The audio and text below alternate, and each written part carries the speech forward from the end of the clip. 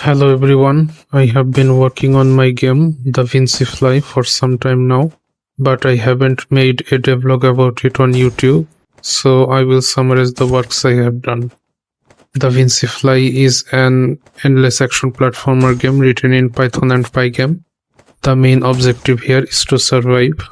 You have to avoid the obstacles and traps, and you can shoot them to clear your path.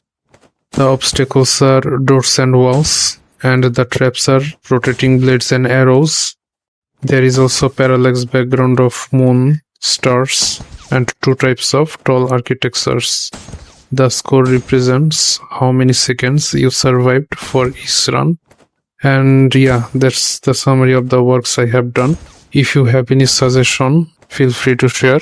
You can play the demo on your browser from the itch.io website. I have attached the game link in the description. Thanks for watching. See you in the next video.